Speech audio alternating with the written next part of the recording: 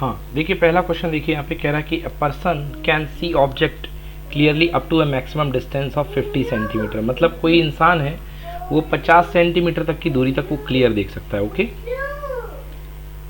वो इंसान जो 50 सेंटीमीटर की दूरी, his eyes defect nature corrective lens hits focal length respectively. Okay, अब देखो वो मतलब 50 सेंटीमीटर दूर की दूरी तक में क्लियरली देख सकता, मैक्सिमम डिस्टेंस मतलब उसके आगे का उसको नहीं दिखाई दे रहा, मतलब इसको क्या है भैया, इसको जो है दूर का नहीं दिखाई दे रहा, मतलब इसको मायोपिया है। ठीक है ना? yes, हाँ, इसको जो है मायोपिया है। अब जो इसको मायोपिया है इसको 50 सेंटीमीटर दूर तक का दिखाई दे रहा है। और जो वैसे देखा जाए तो जो हेल्दी आई का, अगर मैं बात करूं हेल्दी आई की, तो थोड़ा सा यहाँ कॉलम बना लो अलग से। अगर मैं बात करूं हेल्दी आई की, HELTHY, अगर मैं हेल्दी आई की बात करूं तो एक स्वस्थ आंख का जो नियर पॉइंट होता है, मतलब वो कम से कम कहाँ तक का साफ देख सकता है, 25 सेंटीमीटर कम से कम का साफ देख सकता है। और जो फार पॉइंट हुआ करता है वो होता है इन्फानाइट। तो यहाँ पे ये कंडीशन है, ठीक ना? अब कह रहा है कि इस बंदे को जो है 50 सेंटीमीटर दिखाई दे रहा है, तो अब भैया मायोपिया हो गया, मतलब सीधी सीधी बात है कि इसको क्या लगेगा भाई, इसको लगेगा कॉनकेव लेंस, मतलब जो मुझे लगा हुआ है कॉनकेव लेंस इसे यूज करना पड़ेगा। तो correct answer myopia concave A answer होगा इसका बेटा। 50 सेंटीमीटर फोकल लेंथ होगी इसकी, क्योंकि 50 पे शिफ्ट हो गया है ना, तो इसकी फोकल लेंथ कितनी हो जाएगी, 50। ठीक है, yes, sir. Focal length equal to 50 centimetre. Check करो बेटा आंसर नंबर ए। ठीक है, हाँ सर, ए ओके ठीक है ना? तो एक चीज याद रखिएगा कि जो फोकल लेंथ होती है मायोपिया के केस में, फोकल लेंथ निगेटिव होता है हालांकि आती है, तो focal length is equals to जो होता है फार पॉइंट, मतलब फोकल लेंथ, ऐसा एक शॉर्ट ट्रिक बना लो, focal length of corrective lens, जो लेंस करेक्शन के लिए यूज करोगे, that is equal to distance of new far point. ठीक ना, distance of new far point. ठीक है ना? और वैसे कंसेप्ट की बात की जाए, इसकी कंसेप्ट की बात की जाए यदि, तो जो फॉर्मूला इसमें यूज होता है वो होता है 1/f equal to 1/v minus 1/u। तो बेटा u इक्वल्स टू हो जाएगा infinity and v is equal to हो जाएगा कितना, इमेज कहाँ पे बनेगी, इन्फिनिटी पर रखोगे ऑब्जेक्ट को, इमेज उसकी बनती है 50 पर।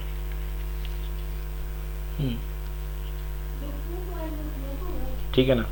तो 1/f equals to 1/50 minus 1/u यानी इन्फिनिटी, तो 1/infinity 0 हो गया, तो focal length is equals to हो जाएगा 50। ठीक है, हाँ सर, यस ठीक है ना? चलिए, तो ये भैया आप इस तरीके से ये फॉर्मूला इसमें यूज होता है। अब आगे चलते हैं, क्वेश्चन नंबर 23 करना पड़ेगा। 22 टन 1 मार्क्स।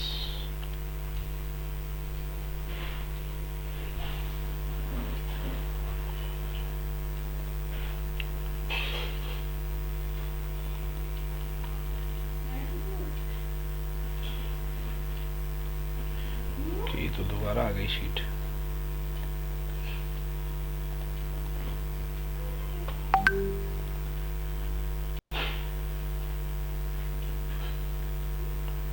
एक मिनट, हाँ 23 से करना। Okay, now this is the question.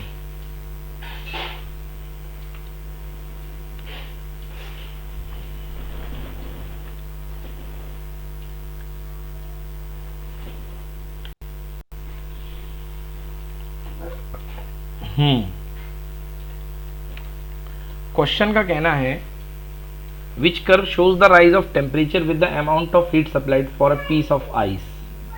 Ice के लिए कौन सा कर्व जो है आपको हीट सप्लाई के साथ टेम्परेचर राइज करने का सही एहसास दिला रहा है। बच्चों आइस जो है, अगर आइस और -300 पर है ये टेम्परेचर। ओके, मतलब यहाँ पे 0 डिग्री सेंटीग्रेड है। तो आपको पता होगा कि आइस जो होती है जब तक आइस मेल्ट होती है तब तक टेम्परेचर कांस्टेंट रहता है। तो यहाँ पर टेम्परेचर लगातार बढ़ रहा है, इस पे भी बढ़ रहा है, तो यहाँ पर थोड़ा सा फ्लैटनेस इसमें सी में आ रही है। तो ज़्यादा अप्रोक्सीमेटेड जो कर्व निकल रहा है इसका वो सी के आसपास निकल रहा है। तो बेटा number 1 but 1 minute, ice temperature गर्म हुआ, फिर 0 डिग्री की आइस, 0 डिग्री का वाटर, फिर 0 डिग्री का वाटर कन्वर्ट टू 0 डिग्री का 100 डिग्री सेंटीग्रेड का water. Now state conversion to gas. Check करो बेटा एलिस, आंसर सी है क्या? Yes sir. हाँ, तो देखिए यहीं पर कन्वर्ट हो रहा है। अब मैंने जो आपको ग्राफ पढ़ाया एक्चुअली वो ऐसा मैंने पढ़ाया है। देखिए मैंने आपको पढ़ाया है heat versus time. Okay, amount of heat supplied या हीट वर्सेस टेम्परेचर की बात कर दी जाए, और यहाँ पे टेम्परेचर तो पता होगा कि 0 डिग्री सेंटीग्रेड की जो आइस होती है वो 0 डिग्री सेंटीग्रेड के वाटर में कन्वर्ट होती है। 0 डिग्री सेंटीग्रेड की आइस जो होती है 0 डिग्री सेंटीग्रेड के वाटर में कन्वर्ट होती है, और जब तक वाटर में कन्वर्ट होती है तब तक कोई टेम्परेचर चेंज नहीं होता है, क्योंकि जब तक स्टेट कन्वर्जन होता है वहाँ पे टेम्परेचर, तो मैं मान के चलता हूँ कि यहाँ पे टेम्परेचर कोई और पीछे था, तो और पीछे से अगर मैं चलते हुए यहाँ तक आया और यहाँ पर ये 0 डिग्री सेंटीग्रेड की आइस है। अब 0 डिग्री सेंटीग्रेड की आइस जो है वो 0 डिग्री सेंटीग्रेड के वाटर में बदलेगी, मगर हीट जाती जाएगी, and this is called latent heat of fusion. यहाँ से यहाँ तक की जो अमाउंट हीट की चलती है दैट इज कॉल्ड फ्यूजन। याद आया बच्चों? Yes sir. ओके, अब ये यहाँ पे क्या है, ये 0 डिग्री सेंटीग्रेड है। ओके, अब ये 0 डिग्री सेंटीग्रेड की आइस, 0 डिग्री सेंटीग्रेड मतलब 300 केल्विन, सॉरी 273 केल्विन।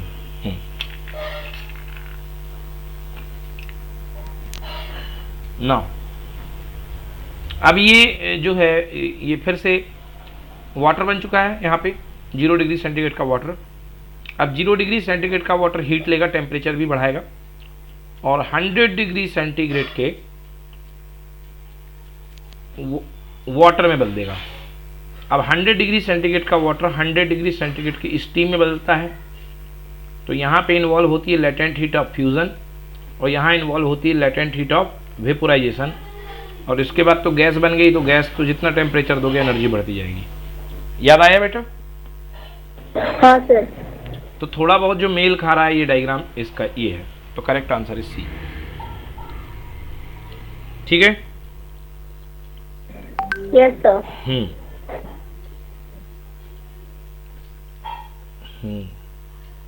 ये कितना है, यहाँ पे 100 कम कर लो तो 200 केल्विन, मतलब -73 डिग्री सेंटीग्रेड से ये टेम्परेचर स्केल शुरू हुआ है। 0 बाद में गया है -73 से, तो -73 से 0 तक तो वो हीट लेगा। ठीक है, बिल्कुल सही है। चलो नेक्स्ट, अगला question,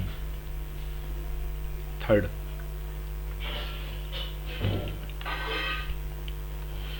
which property of the system does not change in adiabatic process? बेहद घटिया क्वेश्चन।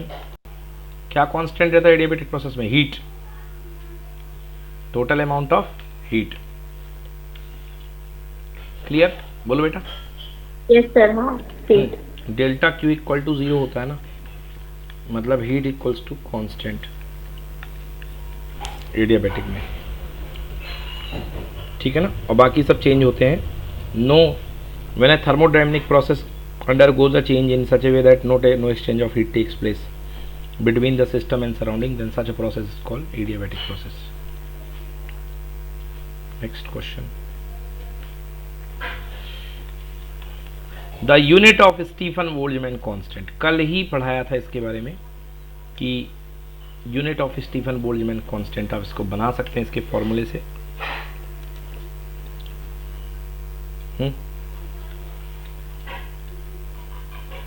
ठीक है ना, क्या था? Radiated power per unit area per unit time is proportional to sigma T की पावर 4। ये था ना, पावर, एनर्जी, हीट वही energy, Q for energy, energy per unit time per unit area equals to sigma into T की power 4। तो यार sigma चाहिए ना, सिग्मा चाहिए, तो heat upon time per unit area और टी की पावर 4। यार क्यू बाई टी को क्या बोलते हैं अपन, वॉट बोलते हैं, तो ऊपर हो गया वॉट, नीचे एरिया मीटर स्क्वायर केल्विन का पावर 4, वॉट पर मीटर स्क्वायर केल्विन का पावर 4। बेटा बी आंसर चेक करो एलिस, या के की पावर -4 कर देंगे उसको, वॉट पर मीटर। हाँ बी है सर। हाँ ठीक है ना, यस, तो लिख लो, ये होता है वो formula, Q upon T A is equal to sigma T की पावर 4। एक्चुअली पहले प्रोपोर्शनल आता है, तो Q upon T A is proportional to T की पावर 4, Q अपॉन टी को पावर भी लिख सकते हो, power per unit area is proportional to T की power 4, and P upon A power per unit area को बोलते हैं intensity is proportional to T की power 4, intensity of radiation equals to T की पावर 4। ये था, this is called Stefan's law, Stefan's Boltzmann law. ठीक, हाँ sir. Question number 26 next is tangent galvanometer. देख करके तो खटाक से फॉर्मूला रिकॉल कर लिया करो टेंजेंट गैल्वेनोमीटर का। क्वालिटी थोड़ी सी खराब है इस पिक्चर की, देखें नेक्स्ट।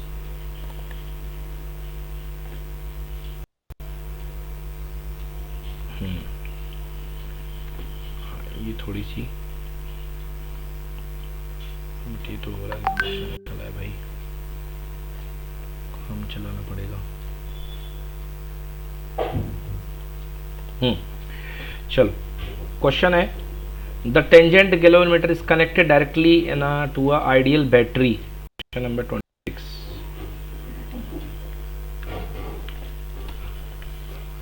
चलो देखो भाई, टेंजेंट गैल्वेनोमीटर का फॉर्मूला, पहली चीज सबसे पहले B equal to H tan theta होता है। टेंजेंट गैल्वेनोमीटर को देखो तो फट से तो वही लिख दो, तो B इज इक्वल टू होता है एच टेन थीटा। H मतलब हॉरिजॉन्टल अर्थ का फील्ड होता है, तो मतलब B is equal to B H tan theta. ये होता है, मतलब रिजल्टेंट इंटेंसिटी जो होती है वो हॉरिजॉन्टल के टेंजेंट के इक्वल होती है। A tangent galvanometer is connected directly to a ideal battery. If the number of turns doubled, then deflection will be okay.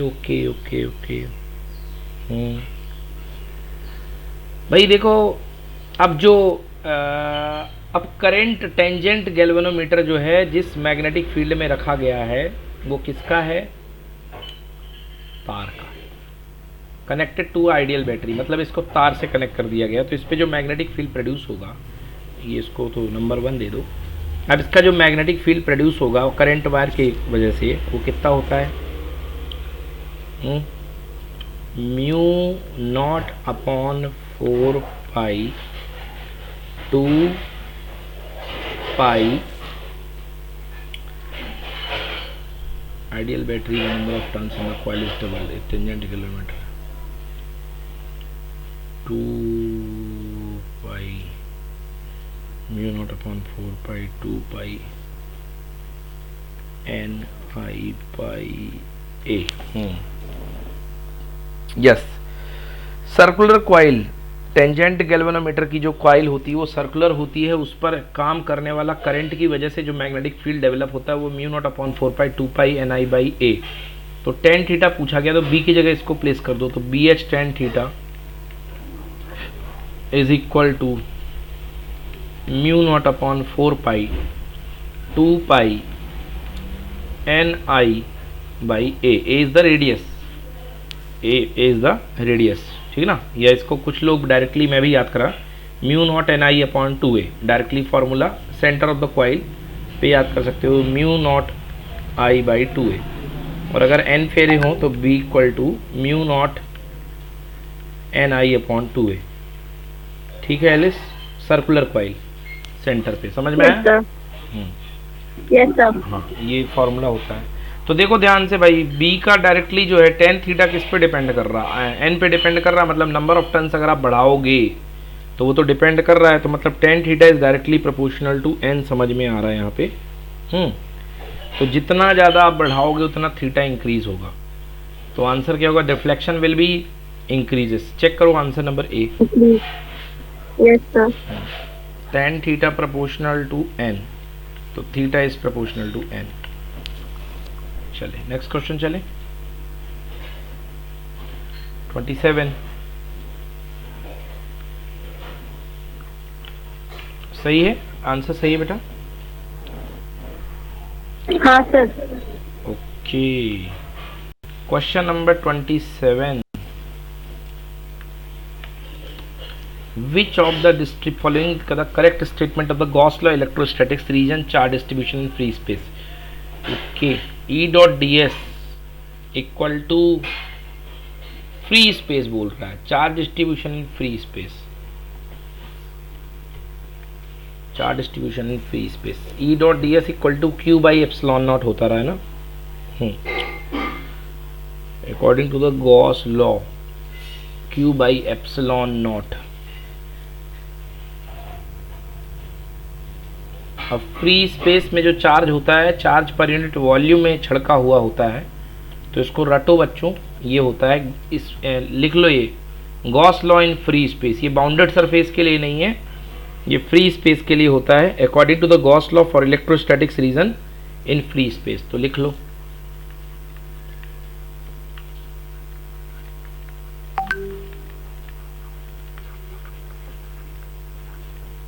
Gauss law in free space का जो फॉर्मूला होता है that is equal to E dot D S equals to rho by epsilon not.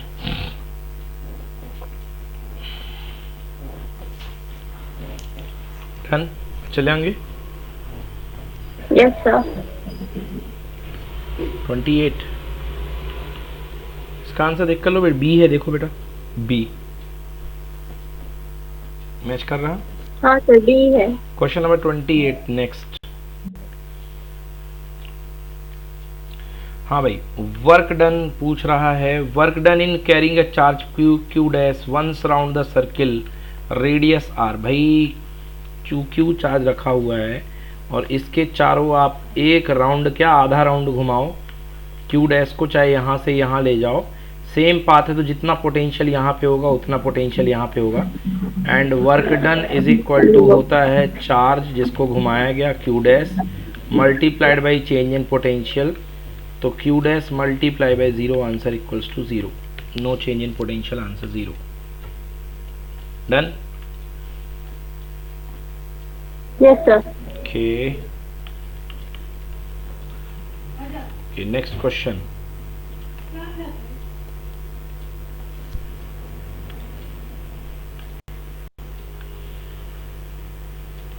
Electric conduction in semiconductor takes place due to, okay, semiconductor में electrical conduction क्यों होता है? Electrons only, holes only, electron both, दोनों? भाई बताओ, दोनों से होता है, ये तो पता ही होगा। दोनों, हाँ सर। सी आंसर, ठीक है ना। तो टोटल हाँ, करंट जो होती है electric current that is equals to I E plus I hole, दोनों होता है, करंट होती है। 30 क्वेश्चन पे चलते हैं।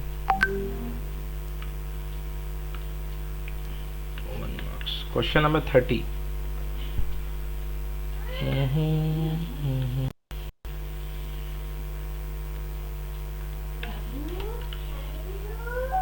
Question number 30. The figure shows the diode connected to the external resistance EMF. Assuming that barrier potential voltage is 0.5 diode across होता है, obtain the value of the current in the circuit. Okay. भाई 0.5 volt का barrier voltage है, तो कह रहा है कि टोटल करंट कितनी चलेगी। तो 4.4 तो करंट फ्लो करेगा और 0.5 उसको रोकेगा, तो जो नेट ईएमएफ आएगा E net equal to 4.5 plus में और माइनस में उल्टा इसका ईएमएफ जो पीछे से लगेगा 0.5, तो जो नेट बोट बैटरी बन गई वो बन गई 4 वोल्ट की। बोलो बच्चों यस और no?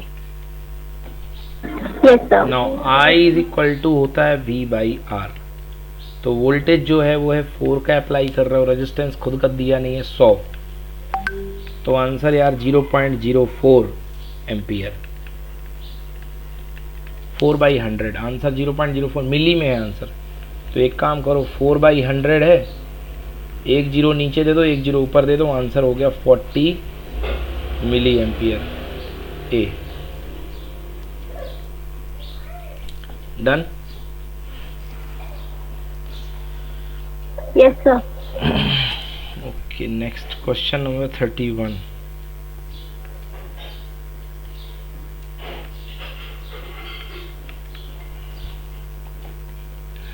A magnetic dipole is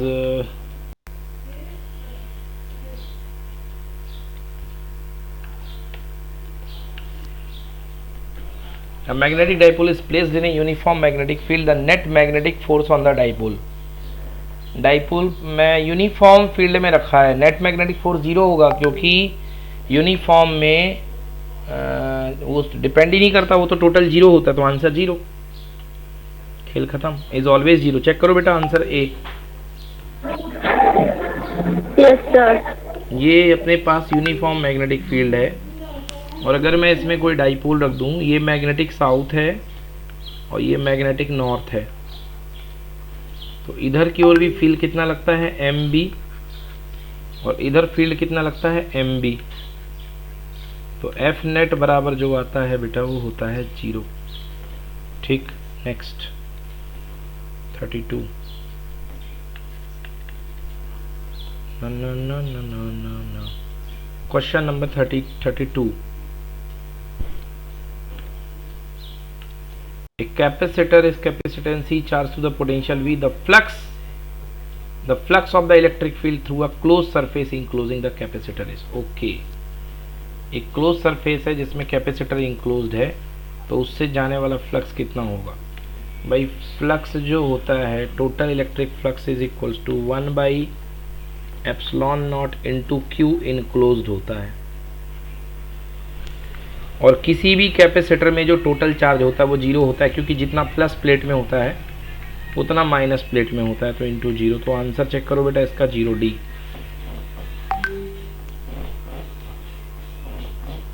Yes, sir. Next question 33। अगला question 33।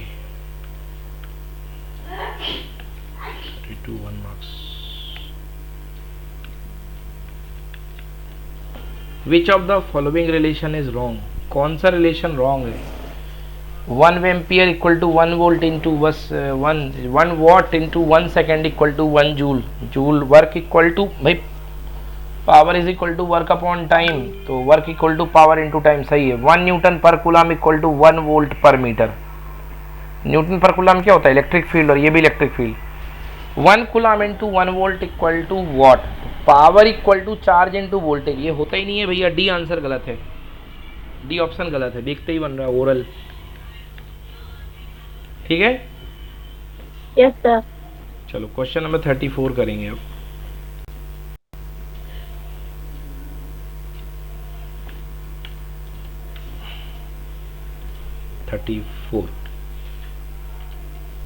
A cell having an EMF of 1.5 volt when connected across the resistance of 14 ohm produces a voltage of 1.4 volt only across the resistance. The internal resistance of the cell is, EMF इतना है 14 ओम का resistance लगाया गया है और इतना produce हो रहा है। ओहो, simple formula, R internal equal to होता है capital E upon V minus 1 into capital R. तो वैल्यू पुट कर दो यार, बस आंसर आ जाएगा। ई कितना दे रखा है यार? 1.5। मिल कितना रहा है? 1.4 माइनस 1। रेजिस्टेंस कितने का है बाहर? 14 का। डेसिमल से डेसिमल कैंसिल, इसको सॉल्व करोगे तो 15 माइनस 14 बटे 14 मल्टीप्लाई बाई 14 से 14 कैंसिल, आंसर बेटा 1 ओम। ऑप्शन में है क्या? यस, तो 1 ओम आंसर है। ठीक है एलिस? Yes, sir. हाँ. Question number 35। The electric field created by the charge falls distance, को याद है यार, फॉर्मूला होता 1/4πε0 q upon r square, B answer. The dimension of potential are same as that. Potential की डायमेंशन किसके जैसे होती है? Equal. Work per unit charge को ही तो पोटेंशियल बोलते हैं, तो C is the correct answer. 36 का सी चेक करो बेटा। Yes, sir.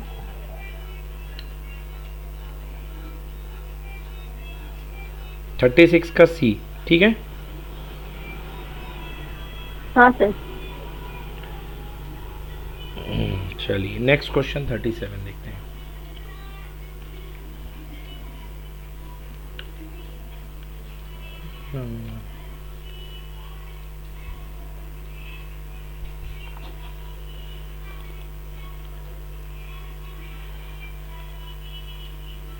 चलिए, the equivalent capacitance of the combination shown below. 1 minute 30, अच्छा ठीक ठीक है। अब आपको इसका इक्विवेलेंट कैपेसिटेंस निकालना है। देखिए जी क्या हो रहा है यहाँ पे, ये इक्विवेलेंट कैपेसिटेंस निकालना है ऑफ द कॉम्बिनेशन। ये टर्मिनल ए है, ये टर्मिनल ए है तो ये टर्मिनल भी ए है, और ये टर्मिनल बी है तो ये टर्मिनल भी बी है, और ये टर्मिनल भी बी है। मतलब हो क्या रहा है, ये ए है ये भी ए है, तो ए से बी के बीच में ये कनेक्ट है, ए से बी के बीच में एक ये कनेक्ट है, ठीक है, और दोनों बी से एक ये कनेक्ट है, बी और बी के बीच में ये कनेक्ट है। ओके, अब देखो जी ये सेम पोटेंशियल में है, तो इसका मेरे ख्याल से ये तो यूजलेस हो रहा है जहां तक। ये भी ऊपर वाला कितना है, सी दिया है ना,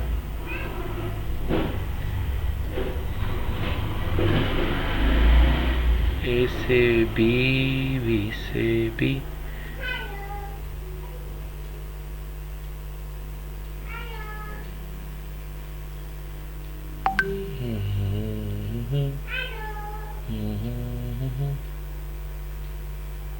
ए पॉइंट है, बी पॉइंट है, ये पॉइंट ए है, अब बी पॉइंट में दो कनेक्टेड है।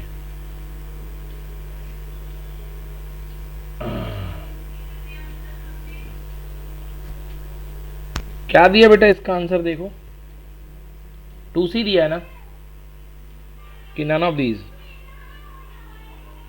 डी दिया answer.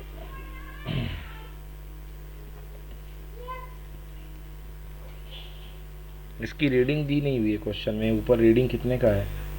The equivalent capacitance of the combination, ऊपर वाला कैपेसिटी नहीं दी गई है, पता नहीं वो सी ही होगा शायद जहां तक। हाँ सी होगा सर।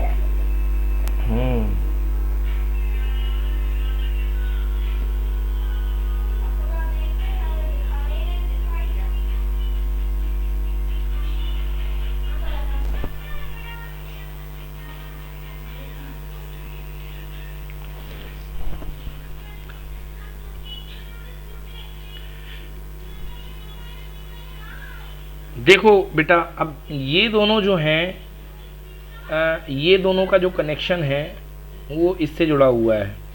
मतलब इस यदि डायग्राम को मैं बनाऊं, जरा सा देखो तुम, तो हालात कैसे हो रहे हैं कि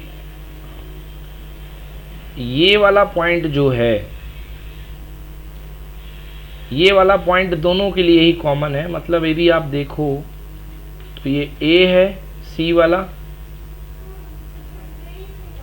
और ये जो है ये है।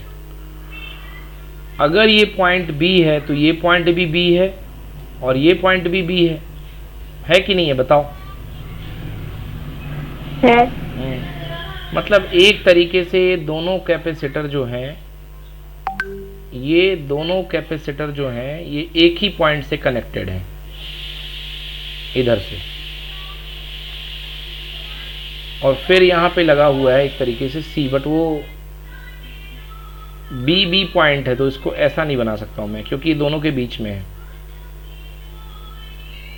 तो मेरे हिसाब से ये यूजलेस हो जाएगा। यहाँ पे ये वाला जो कैपेसिटर लगा है ये कोई काम का नहीं है यहाँ पे, क्योंकि ये शॉर्ट पाथ है। इस पर पोटेंशियल और इस पर पोटेंशियल सेम आएगा।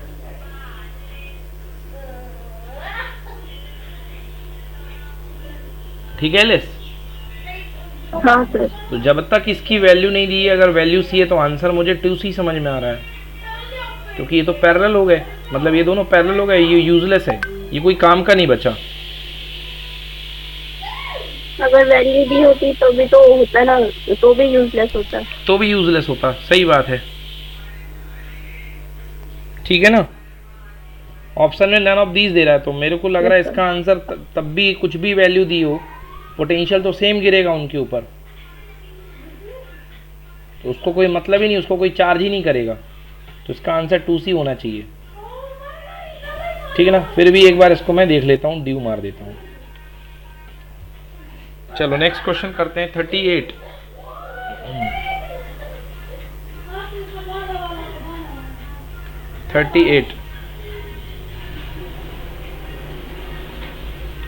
तो ड्यू कर दिया।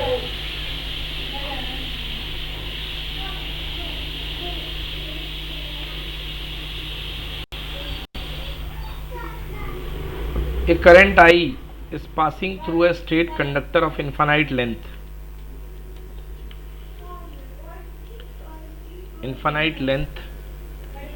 The magnetic field at a point situated at a distance r from the conductor.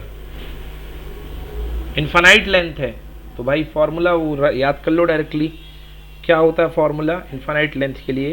Mu naught I upon 2 pi R, है ना। Mu naught I upon 2 pi R, ये इन्फानाइट लेंथ के लिए conductor के लिए होता है। इसका वैसे मेन फार्मूला क्या होता है? इसका मेन फार्मूला होता है B equal to mu naught I upon 4 pi R sine phi 1 plus sine phi 2। अब दोनों ही आप phi 1 equal to phi 2 equals to 90 degree यदि रख दो तो ये 91 साइन 91, तो B equals to mu naught I upon 4 pi R और 1 प्लस 1 कितना 2, 2 से cancel 2 times, answer mu naught I upon 2 pi R. Clear? Yes sir. चलिए ठीक है। Question 39, Biot Savart law may be represented in vector form ideal cross r vector upon r cap। इसका A option होना चाहिए बेटा, mu naught upon 4 पाई। Check करो A option, directly formula है, ये तो डायरेक्ट फॉर्मूला है। हाँ सर। ठीक है ना। हाँ देखो कैसे बनता है, याद दिला देता हूँ। स्केलर फॉर्म में हमारे पास जो फॉर्मूला होता है b equal to mu naught upon 4 pi I D L sine theta upon R square होता है, ये इतना तो होता है। अब वेक्टर फॉर्म में मैं लिखता हूँ तो मैं इसको कैसे लिखता हूँ? B vector equal to mu naught upon 4 pi sine theta को हटाने के लिए I D L vector cross R cap unit vector upon mod R का स्क्वायर, ये हो गया। अब आप जानते हो कि यूनिट वेक्टर जो होता है आर कैप इक्वल टू होता है गिवन वेक्टर अपॉन उसका मैग्नीट्यूड। तो यार बी वेक्टर इक्वल्स टू हो गया mu naught upon 4 pi I D L vector cross R vector upon mod R का क्यूब, ये हो गया। तो ए आंसर, ठीक है। Yes sir. चलिए next 40 question. The magnetic field on the axis of a solenoid carrying n turns per unit length, mu naught ni centre पे। Yes sir. ठीक है ना। Question number 41, the potentiometer is superior to voltmeter for measuring the potential difference because the potentiometer does not draw any current from the source of the potential। B option होना चाहिए। एक minute. तीसरा, the sensitivity of the potentiometer this the voltmeter. 41 का B answer. Check कर बेटा, क्योंकि कोई current नहीं लेता, बैलेंस कंडीशन मेथड पे काम करता है। हाँ सर, बी है ना, क्योंकि पोटेंशियोमीटर कोई करंट नहीं लेता सर्किट से, इसलिए इसका आंसर बी है। बिल्कुल सही। क्वेश्चन नंबर 42, क्वेश्चन नंबर 42 करते हैं।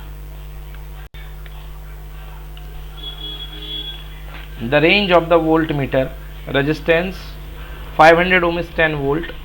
The resistance to be connected convert to ammeter 10 ओम, ठीक है भाई। देखो एक मतलब जो range of a volt meter है यार, गैल्वेनोमीटर की जगह वोल्ट मीटर कर देते हैं ये लोग।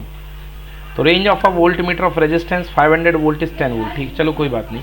तो आपके पास एक मतलब वोल्ट शुरुआत में वोल्ट मीटर था, मगर कॉइल तो गैल्वेनोमीटर की है, तो मतलब जो गैल्वेनोमीटर की कॉइल का रेजिस्टेंस है वो कितना है ओम, 500 ओम। और वो कितना का वोल्टेज नाप करके दे रही है, वो नाप के दे रही है वोल्टेज 10 वोल्ट का। तो अगर देखा जाए तो V इक्वल्स टू, ये ऐसा है, ये गैल्वेनोमीटर की कॉइल है, ठीक है ना, और ये 10 वोल्ट का वोल्टेज इसके अक्रॉस में नाप करके दे रही है 10 वोल्ट। तो इससे जाने वाली करंट निकाल लो। तो IG यानी कि इसकी फुल स्केल डिफ्लेक्शन करंट जो निकलेगी equal to I equal to V equal to RI, I equal to V by R। तो वोल्टेज अपॉन रेजिस्टेंस यानी 500, तो वोल्टेज है 10/500 हो गया। 10 से 10 कैंसिल, 1/50, यानी कि इसको एक काम करो, 100 ऊपर दे दो, इधर दे दो, और 1 0 इधर दे दो, ठीक है ना। तो 5 से कितने बार कट गया, ये एक काम करो 10/500 ही रहने दो। तो 5 से 2 बार गया 10, तो 2 × 10⁻⁻2 कुल मिला करके, सिंपल कर लो ऐसा।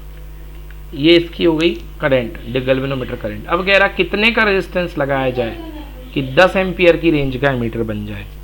ओके, तो कह रहा कितने का रेजिस्टेंस गैल्वेनोमीटर की कॉइल में पैरेलल में लगाया जाए। तो ये गैल्वेनोमीटर कॉइल है, यहाँ से IG करंट भेजेंगे, यहाँ से I करंट आएगी, और यहाँ से शंट लगा दिया आप, शंट।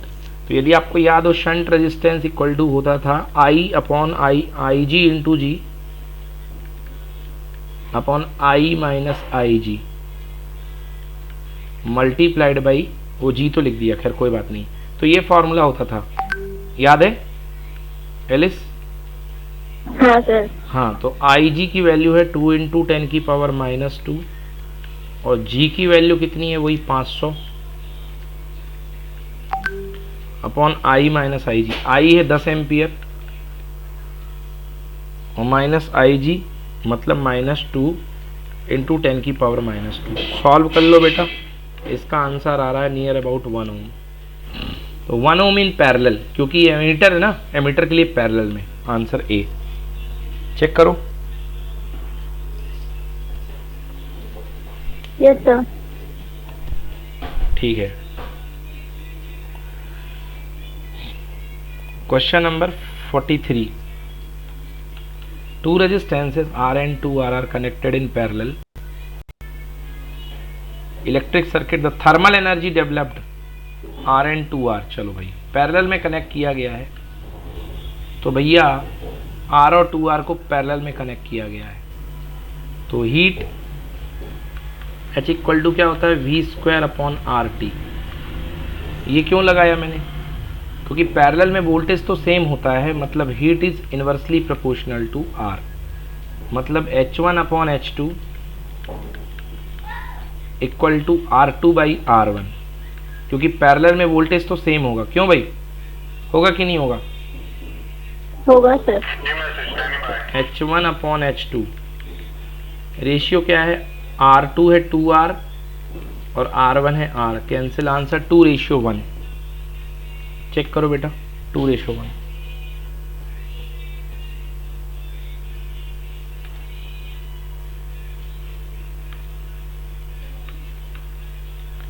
ठीक है, बना?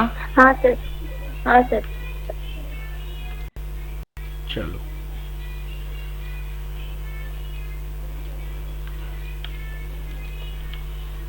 two thin long parallel wires suspended distance B carrying current I ampere each, the magnitude of force per unit length exerted by the 1 hour। वो हो भैया, फोर्स पर यूनिट लेंथ का फॉर्मूला डायरेक्टली कराया है, μ0/4π 2I1 I2 upon दोनों के बीच की gap की दूरी B दे गई यहाँ पे। तो इसको क्या कर दिया गया, इन लोगों ने 2 से काट दिया, तो μ0/2π हो जाएगा। फोर्स पर यूनिट लेंथ ही पूछा है ना, हाँ जी। तो μ0/2π, करंट दोनों में सेम है, तो I1 I2 I है, तो I का स्क्वायर/B, μ0/4π I²/2πB। μ0 बेटा B आंसर चेक करो। Yes, sir. चलिए next question 45. An alternating current can be converted direct current by answer rectifier. The answer check करो. हाँ, sir. Rectifier is a Yes, sir. device that convert AC into DC. Clear? Yes, sir. Okay. Next beta Shruti, important question number 46.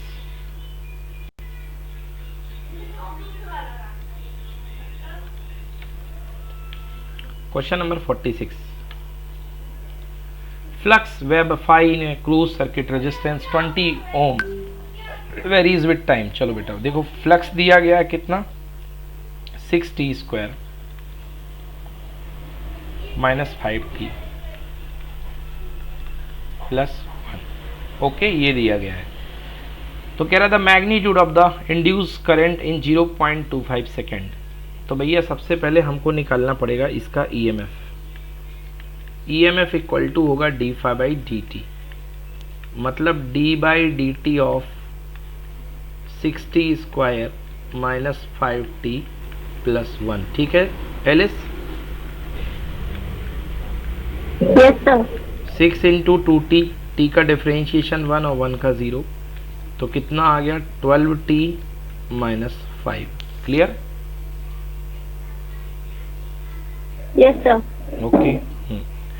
अब EMF का nature जो होता है negative होता है, तो यहाँ पे नेगेटिव लगा दो तो वैसे कोई फर्क नहीं पड़ेगा. तो कितना हो गया माइनस ऑफ 12 और ईएमएफ एट कितने पर पूछा 0.5 सेकेंड. 0.25 सेकेंड मतलब 1/4 होता है ना बेटा. Yes, sir. 0.25 मतलब 25/100 यानी 1/4 माइनस का 5. तो बेटा देखो यहाँ से कितने बार गया ये 3 बार. तो माइनस और ये माइनस इसको अटैक करेगा यार, तो ये चलो 12t है ना. हाँ तो यार 3 माइनस 5 मतलब माइनस का 2 और माइनस का माइनस हो जाएगा प्लस 2 वोल्ट. ठीक है ये आ गया ईएमएफ. आपसे क्या बोलिए करंट बोलिए. Current equal to I equal to V by R. तो ईएमएफ कितना आया है 2 और रेजिस्टेंस कितना है 20 ओम. तो 2/20 मतलब 1/10 मतलब 0.1 एम्पियर की करंट होगी डेवलप. डन.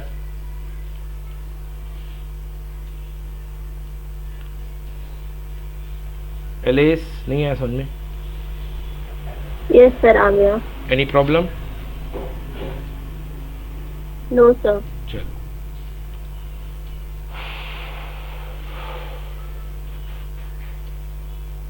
नेक्स्ट क्वेश्चन 46 हो गया.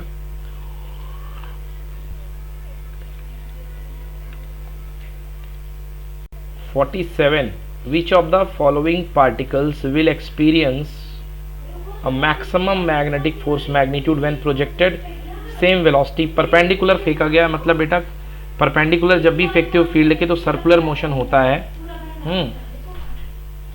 तो फॉर्मूला क्या होता है बेटा? कह रहा है कि बताओ सबसे ज्यादा कौन मैग्नेटिक फोर्स फील्ड करेगा. तो फोर्स मैग्नेटिक फोर्स का फॉर्मूला होता है F vector equal to Q bracket में V cross B, that is equals to F equal to Q mod B sine theta. ये होता है फॉर्मूला. ठीक है ना. और एन कैप लगा दो दोनों वी के परपेंडिकुलर. खैर कोई मतलब नहीं है, मुझे मैग्नीट्यूड से मतलब है. तो मैग्नीट्यूड इक्वल टू होता है Q V B sine theta और साइन 90 हो गया यहाँ पे, तो F equal to Q V B. अब कह रहा है कि कौन सबसे ज्यादा, तो जिस पे चार्ज सबसे ज्यादा होगा इलेक्ट्रॉन पे होता है 1 चार्ज, प्रोटॉन पे 1 चार्ज, हीलियम पे +2 और लिथियम पे +2. ओके हीलियम प्लस है, सॉरी हीलियम प्लस है तो हीलियम प्लस में +1 आएगा.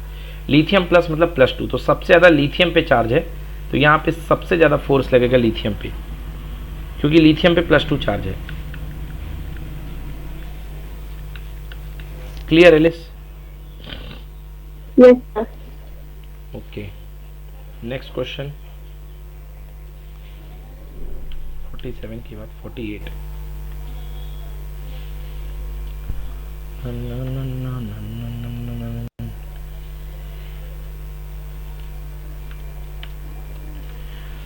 A particle of mass m and charge q is projected to a uniform magnetic field with v, घूमने लगता है तो फ्रिक्वेंसी बताना है। ओके, फ्रिक्वेंसी का फॉर्मूला डायरेक्टली याद कर लो बच्चों, T इज इक्वल टू होता है 2 pi m upon Q B. बोलो याद है? Yes sir. यदि नहीं याद है तो time is equal to 2 pi R distance upon speed, speed क्या होती है v, ठीक है ना? बोलो हाँ। Yes sir. Okay, 2 pi upon v और r इक्वल टू कितना होता है बेटा, याद होगा M V upon Q B. तो v से v क्या हो गया, कैंसिल, तो टाइम पीरियड इक्वल टू हो गया 2 pi m upon Q B, magnetic field में 1 रोटेशन का टाइम पीरियड। तो फ्रिक्वेंसी इक्वल टू होता है 1 upon time period, that is equal to Q B upon 2 pi M. Agree? Yes sir. चलिए 49, an AC circuit, the voltage LCR series 60 20 30 है, then the applied EMF बताना आपको कि applied EMF क्या होगा। Okay,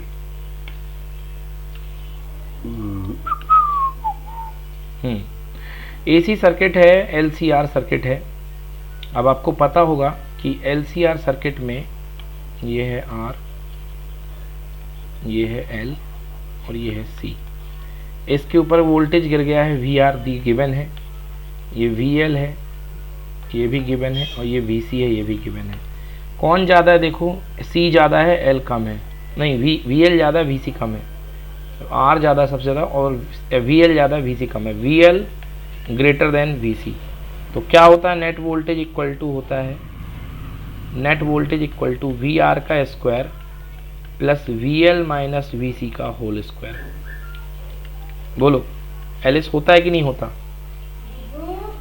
VR इसके ऊपर 30 का स्क्वायर, VR दिया है 30 का स्क्वायर प्लस VL दिया है 60 माइनस 20 का होल स्क्वायर। 30 का स्क्वायर हो गया 900 और ये हो गया 1600, 1600 900 2500, यानी कि आंसर हुआ 50 volt. Done? Yes sir. Okay, next question. अगला क्वेश्चन,